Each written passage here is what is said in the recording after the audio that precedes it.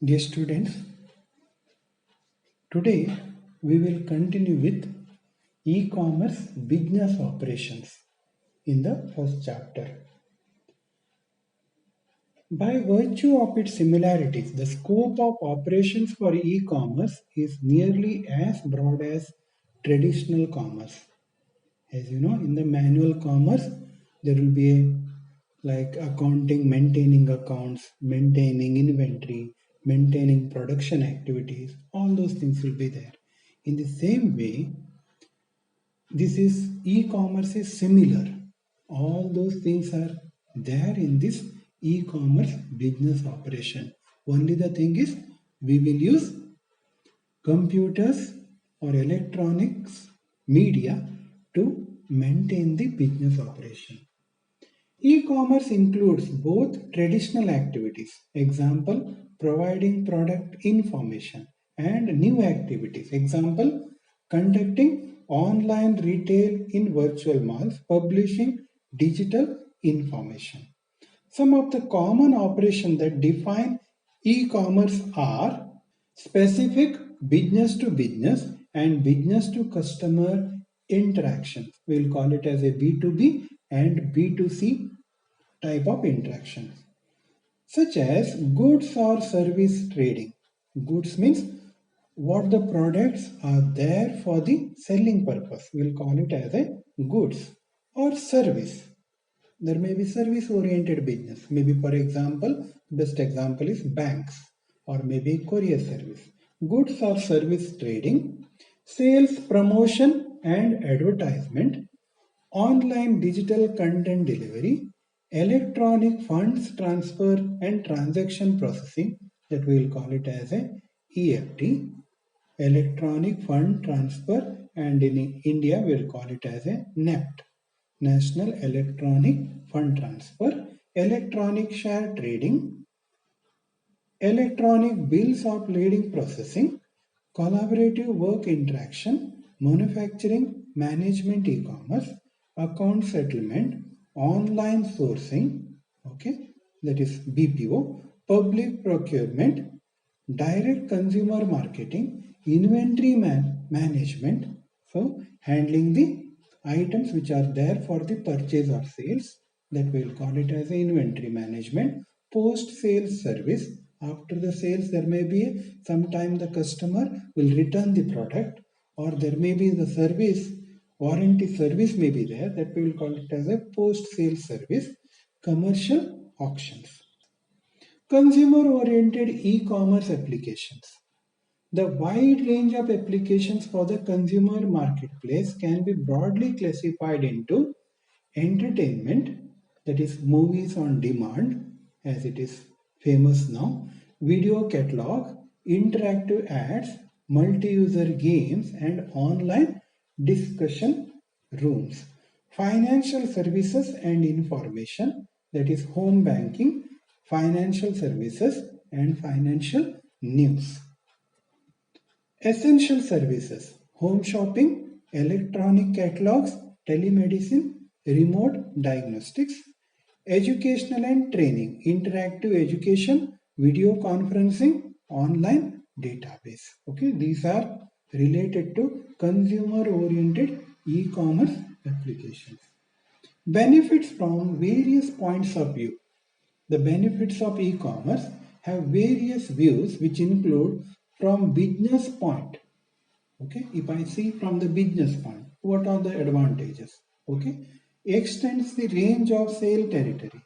We can extend the range of sale territory, streamline communication to suppliers and clients, expand reach to new clients, maybe by the help of e-commerce, improve services to existing clients, reduce paperwork and time spent on correspondence, track customer satisfaction, expedite billing, improve collaboration on work projects, expand markets beyond geographical and national boundaries.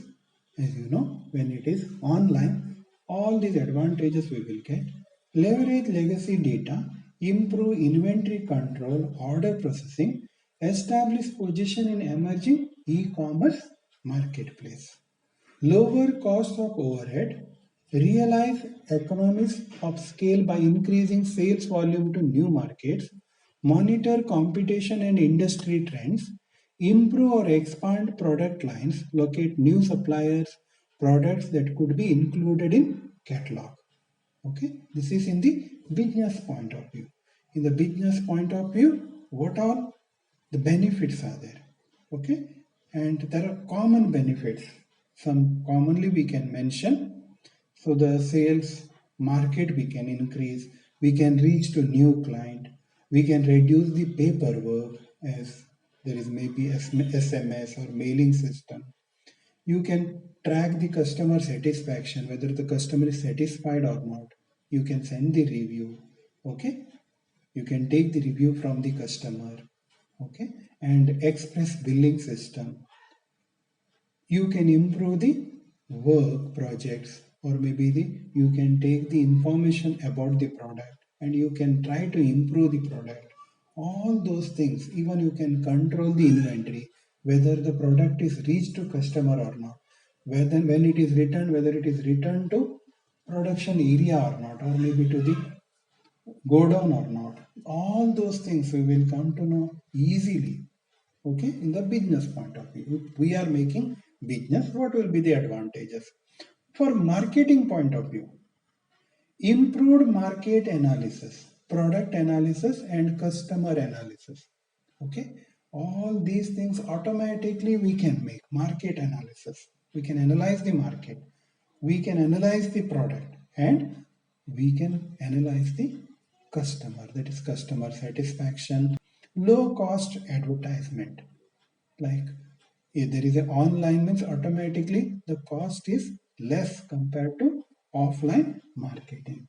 Easy to create and maintain customer or client database. So everything is online means everything comes to our computer and everything will be maintained automatically. Okay, that's why easy to create customer database. From the customer point of view, there are wide scale information dissemination, wide selection of good products and goods at the low price, rapid interpersonal communications and information access, wider access to assistance and to advice from experts and peers, save shopping time and money, fast service and delivery. Okay, so there is wide scale information dissemination. That means information he will get more, or even he can compare with the many number of products of the same type. Wide selection of good, that is products, rapid interpersonal communication and information access. Okay, easily at the lowest time we can interact with the business people. Wider access to assistance and to advice from the experts and peers, save shopping time and money, fast service and delivery. Yes, we are in the lockdown time, and as you know more about this. Types of e-commerce. There are number of different types of e-commerce.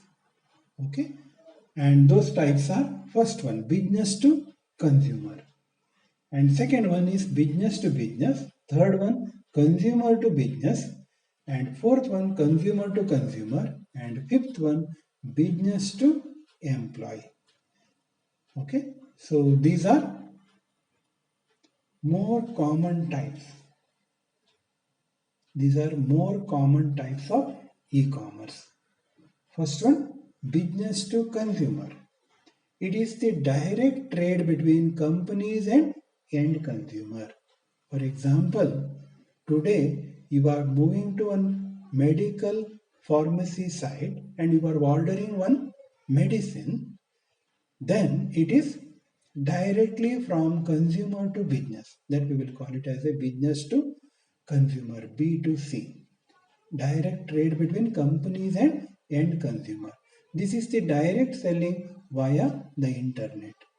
For example, selling goods direct to customer, and anyone can buy any products from the supplier's website.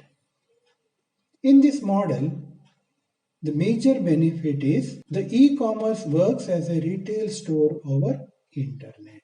That means the middleman commission can be avoided.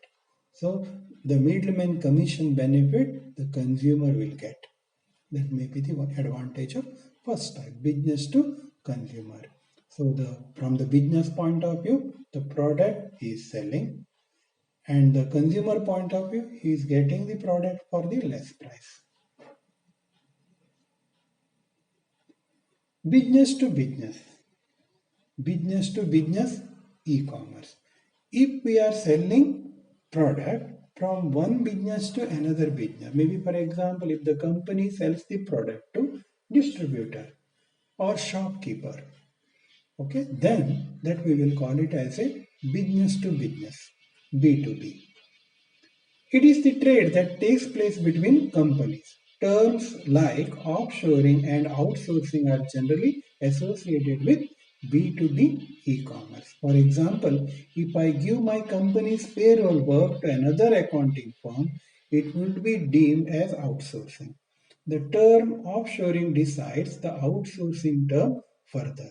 If the work is outsourced to a company which is outside the geographical boundary of the country in which the outsourcing company resides, it is termed as offshoring. Maybe, for example, our company is in India, maybe in Sirsi, and we are giving our work to one company which is in America. That we will call it as a offshoring. And the company is in Bangalore, which may be outsourcing. Okay, both are nearly same, but if it is in the local area in the sense one country, that we will call it as a outsourcing, and offshoring, that is one country to another country. Third one, consumer to business, C2B. In today's e-commerce arena, it is growing trend wherein consumers demand specific product or service from 13 respective businesses. For example, I contact a tour and travel operator via e-commerce, their website for purchasing a holiday package. Consumer to business e-commerce is growing at a rapid pace and the trend is set to continue in the future. Consumer to business. Okay. So that means maybe for example today nowadays there will be like policybazaar.com. Okay, these sites are there. So that means directly they are not involved, but they will contact the business with the consumer. That is consumer to business. Consumer to consumer. Usually this type of e-commerce works as consumer to business to consumer. It essentially means that a consumer would contact a business in search for a suitable customer. Most of the auction websites like eBay and matrimonial websites are working on this methodology. Business to employee, B2E. Business to employee e-commerce is growing in use. This form of e-commerce is more commonly known as intranet. An intranet is a website developed to provide employees of an organization with information. The intranet is usually accessed through the organization's network, though it can and is often extended to an entrant who uses the internet but restricts users by sign on and password. That means if the outside user who is restricted by some methodology or some firewall method, that we will call it as a business to employee e-commerce. Apart from the types of e-commerce mentioned above, there are various other hybrid forms. Hybrid forms in the sense may be combination of all these. Maybe government to government, that is G2G. G2E, government to employee. G2B, government to business. B2G, business to government to citizen, and citizen to government are other forms of e-commerce that involve transactions with the government, from procurement to filling taxes to business registration to renewing licenses. Maybe nowadays, even the driving license through online we can make. Even the tax billing, we can do it by online sites like gst.co.in. Okay, these are the government sites. If the business people are interacting, if the consumer are interacting, on that basis we will say G2G, G2E, G2B, B2G, G2C and C2G. Thank you, students. In the next class we will see what is e-commerce marketplace. Thank you. God bless you.